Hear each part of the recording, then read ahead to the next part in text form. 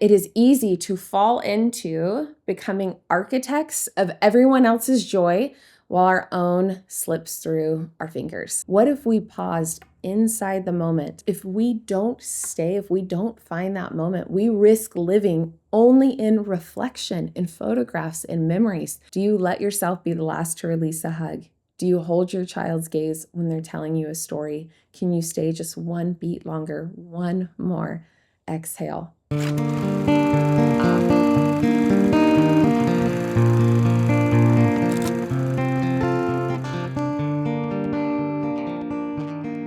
Welcome to Down the Well. I'm your host, Elle. I'm recording here from the barn per my usual. And I gotta say, San Diego is showing up this year for fall. We got some crisp mornings going on. We had a rainstorm. Like, that is as fall as it gets here. It's just enough to feel like the shift inside of like, okay, it's a new season. Let's come back to these rhythms, slow it down. I hope the fall is beautiful wherever you are and that you are enjoying this shift in seasons and just kind of the call to slow down, to gather, to prepare. And for me, it's a sign to start wearing all of my weird vintage holiday wear that I find on Etsy. If you're listening and can't see me now, I'd like to describe for you that I'm wearing an old late 80s, maybe early 90s. What do you think? Sweatshirt with a scarecrow on it, a barn. I got some corn stalks. I got a tractor, pumpkins, of course. My friend Eleanor and I started this tradition a few years ago, really out of nostalgia for our favorite like elementary school teachers and like that nice lady at the bank and the old lady at church who would wear like an embroidered vest with like a schoolhouse on it and some spiders and ghosts, or like those, do you remember the brooches where you'd like pull a string and something would light up, dangly Christmas light bulb earrings? Like that's my goal in life now. It's the vibe that I'm going for. Eleanor and I are in this competition to like get all the children to just adore us and love us. So I guess we need that validation. Fall to me is the season of the nurturer. It is prime time for moms and caretakers, whether we want it to be or not. With summer closing and the holidays on the horizon, we are all busy crafting experiences for the people that we love, our kids, spouses, extended family, community, friends, schoolwork, all the people, right? Do you feel me on this? That is the impetus for this episode. Our intentions are so good. We just want people to feel connected, create all of these core memories that Instagram keeps pressuring us to make and to find meaning. And yet out of that, the pace can become just a little too much. Am I right? Busy, busy, busy. And it is easy to fall into becoming architects of everyone else's joy while our own slips through our fingers. I have been thinking about this for quite a while, and I am so excited for this short, but hopefully packs a punch episode that you can come back to. And more than that, to just set the stage for this holiday season so we can be in it and not just creating it for everybody else, because our experience matters too.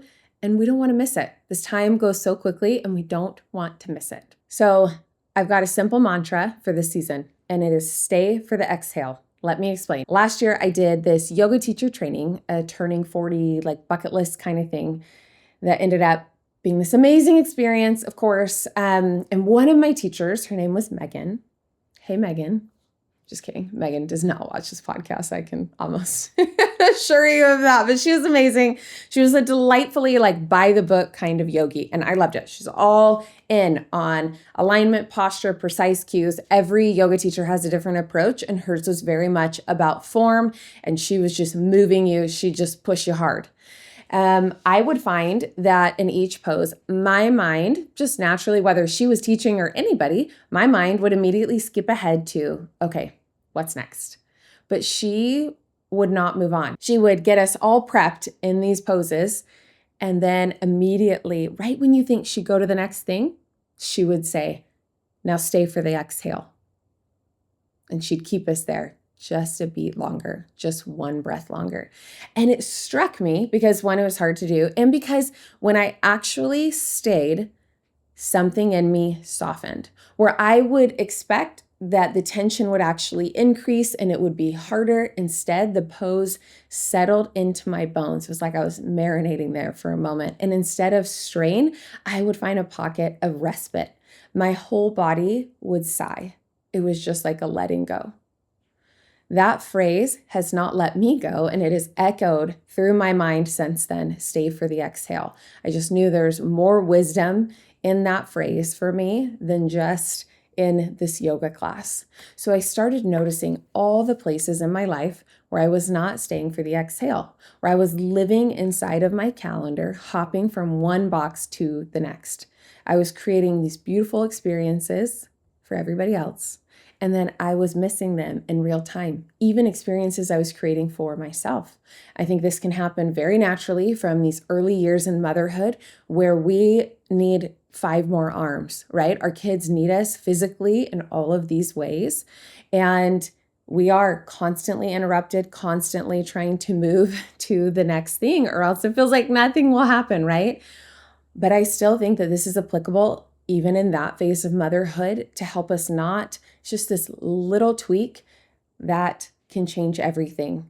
And it can help us not exacerbate that temptation in every phase of life to just move through it too quickly. A few years ago, I really poured myself into making this magical stretch for my family from fall, like back to school through New Year's. I had, the haunted gingerbread house party. Thanks, Trader Joe's, for making that a thing. We thought it was just Christmas. Nope, we got to make the haunted gingerbread houses too. Hours on costumes, hosting Thanksgiving, and not just hosting Thanksgiving, but like, let's make sure we've got that good gratitude list. Let's make sure we talk about the first Thanksgiving, and let's make sure we get the service project. And now we're in Christmas, more service, baking, matching PJs, family photos, just all of that layered on top of everyday life, birthdays, anniversaries, the hot cocoa nights, all the things. Honestly though, I wouldn't have used the word overwhelmed to explain this season of my life. My intentions were pure, and I was genuinely not trying to impress anyone. I think I'd done a lot of that work earlier in my mothering of letting go of that. I wanted to create these experiences, these core memories for my family and for myself. But what I noticed was that everyone else seemed to be having a great time but me. I was facilitating the play and then slipping backstage to clean up while the story unfolded without me. I wasn't staying for the payoff, for the show. I can look back now and see that I was confusing participation with presence, and I was missing it. I was physically there, but emotionally, mentally, spiritually, I was already in tomorrow. And nobody was asking me to do that. Nobody was encouraging that. It just became this natural kind of response to a busy, overscheduled life. It's like I was trying to live my life on fast forward. For who? That's the question. Who was really benefiting from that? Let me give you a scenario of kind of what this might look like in everyday life, not just in the holidays. You have scenario A, you make dinner and you never sit down. You're racing to the next dish. You're clearing plates before anybody's even done. You're sweeping the floor, eyes already on what's next. It's just this kind of pace, okay? Then you've got scenario B, you make dinner and you actually sit. Maybe you even light a candle, you say grace, you linger 5 minutes after the plates are empty. You lean back in your chair. Why does that sum it all up right there? Leaning back in the chair. You ask one more question about somebody's day. You stay for the exhale. You can feel that difference, right? It's subtle and yet it changes everything. Who hasn't spent hours planning a kid's birthday party and then sped through the whole moment, the whole party so fast that you really only experienced it later, scrolling through the photos or a Christmas morning? What if we paused inside the moment? And I'm not saying for even 15 minutes, I'm not even saying 5 minutes. I'm saying for one exhale, you look at your child as they blow out their candles, as they open their presents. You admire the work, this experience that you have worked so hard to create, and you did it, and you just let yourself be there. Because if we don't stay, if we don't find that moment, we risk living only in reflection, in photographs, in memories, but not in the lived moment itself. And this time is too precious to do that. The exhale is where we receive what we've created, and we deserve that. So why is this so hard? Well, one reason I think this is hard is because part of us wants to hold on to the maiden's sense of unlimited choices. Yes, everything comes back to the maiden on this show. We want to do all the things, we want to give everything, we want to avoid choosing. The maiden energy is full of expansion, desire, endless potential. She's electric with that newness and chasing experience after experience. She wants to taste everything that life has to offer. And that openness is sacred and so appropriate in that phase of life. It's where creativity and play begin, but it can become overwhelming when carried into motherhood unchanged, and it can actually stagnate our progress and create this kind of frantic energy as we have more responsibilities and we're still not choosing. We want to keep all the options open. We want to do everything. It's such a pure intention, but it will backfire. The maiden resists limitation. She doesn't want to choose just one thing because she believes she can have it all. The mother, however, begins to understand the sacred art of discernment. She learns that depth requires boundaries. She learns that choosing one thing means losing another, and that is okay. The matriarch, who's the mother fully grown, knows that life isn't about accumulating, it's about distilling. Her energy is rooted, her joy less about the thrill of what's next and more about the satisfaction of what is, living into these moments, these precious moments. So when we talk about staying for the exhale, we're talking about the matriarch's wisdom. This is our preparation. This is our tutoring as we look forward to this phase. She knows that slowing down doesn't mean missing out. It means showing up fully. The matriarch teaches us to say, this moment is enough. I can let go of what isn't here and just embrace what is. I did enough. I gave enough. This is enough. Another reason I think this is difficult for so many of us is that we underestimate how hard it is to stay in positive emotion. What? We talk a lot about tolerating negative emotion, not that much about practicing tolerating positive emotion. It feels counterintuitive. Like, why would we need to practice that? Of course, I want to feel good. I want to feel joy and love and connection and happiness all the time. That's what I'm always seeking. Of course, when it's there, I just want more of it. I'm not going to run away from that, but it actually is a skill and one that takes practice. And here's why. In my coach training, we literally practice feeling positive emotion in the body, letting it expand. It sounds simple, but joy requires a kind of emotional stamina and a kind of vulnerability. And vulnerability is scary to human beings, right? Our survival brain kicks in and wants to protect us. And so even in these moments of great happiness and joy, we can often find a way to blunt it, numb it, run away from it, hide from it, because the emotion is actually pretty intense and pretty heavy. It makes sense that we'd want to protect ourselves, but we don't need to. And we need to let the body know that we don't need to. And that's where the practice comes in. And so in my coach training, we learn what does joy actually feel like in the body? And how can we allow for that, just like we would negative emotion? How can we make a home for that? How can we actually expand that in the body? It asks us to soften into goodness without bracing for its loss or waiting for the other shoe to drop.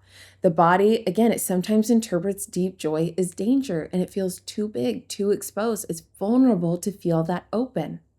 A few weeks ago, I noticed just in myself, our family was watching War and Peace, that miniseries. It's my favorite book, favorite miniseries. We watch it edited with our older kids, I should say. This film is full of raw, beautiful, intense moments that are pretty emotional. And I noticed this reflex to break that tension or to just pick up my phone, to make a joke, to eat something, to stand up, anything to kind of cut that intensity, to just numb it a little bit. The goodness felt almost too much. I know it does. I don't know if you can relate to that, but Francis is nodding her head, yes.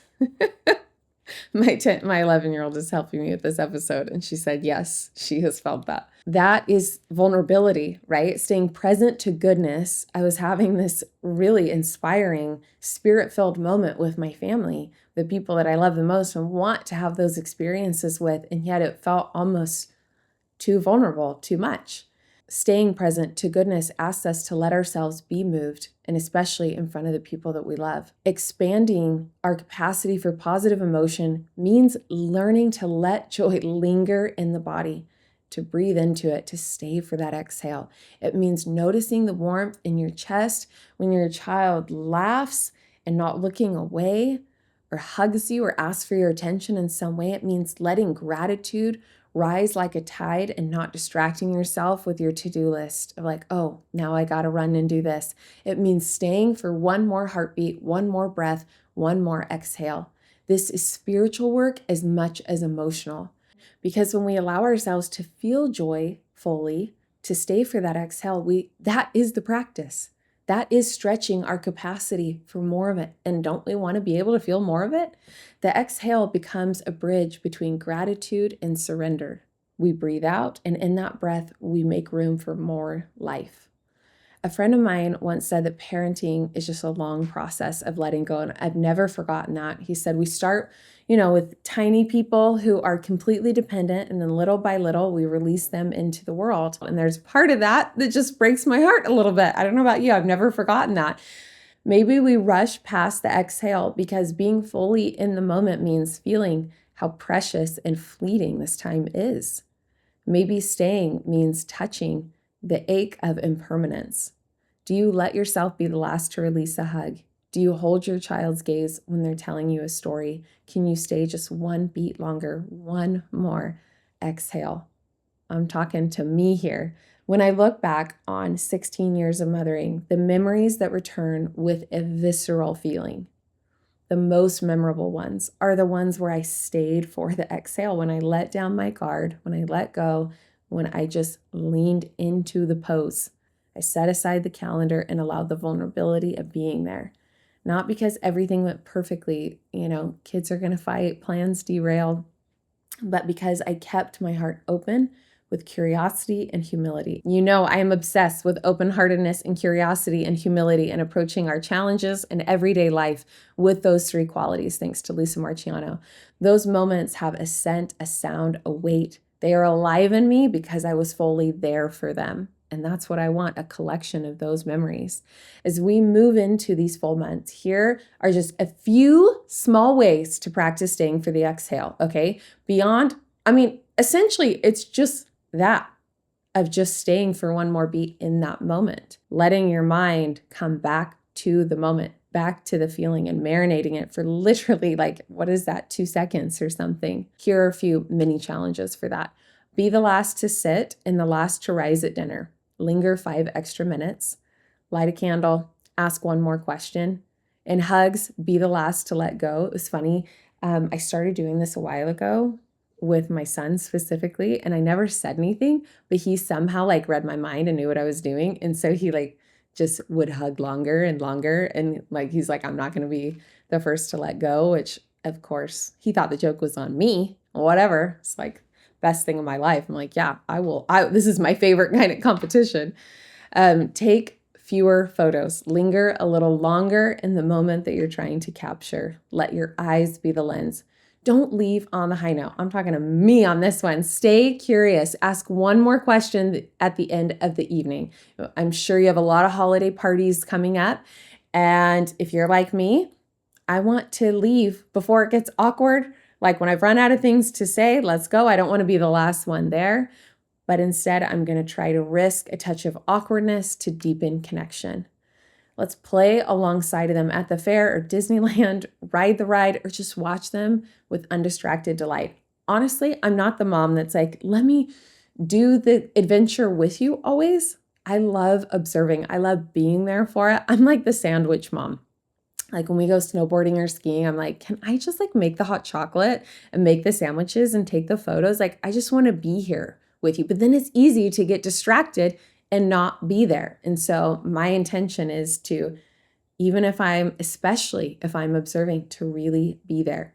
your next girls' night out or whatever. When something is funny, really laugh and laugh a little longer. Laugh a little harder. Don't rush to the next topic. Savor the silliness. Offer your full gaze. When your husband is talking, look into his eyes for one more breath. Tiny shifts like that can change a marriage. I'm convinced that in the end, these little moments will be the treasures that we carry. The sound of laughter, the weight of their head on our chest, the conversations in the garage, in the car with your teenager that never would have happened if you hadn't just sat there for a moment longer, just staying open. These are the jewels that time can't take. The exhale is a sacred pause between doing and being, between effort and rest, between control and surrender. In every breath cycle, there is a micro death and a rebirth. Inhale, the striving, the creation. Exhale, the letting go, the trust. Be there. It's the rhythm of life itself. The well we fall into as mothers isn't just about descent. It's also about learning to return slowly, intentionally, breath by breath. So really, that's it, you guys. That's the mantra. Stay for the exhale. I want you to bring this into this holiday season, into your everyday life. I hope that that resonates for you as much as it has for me. And if it did, I would be so grateful if you would share it with a friend, even if it's just to show them my cool sweatshirt. Cool with that too. Thank you so much for being here. Until next time. Bye-bye. It was good.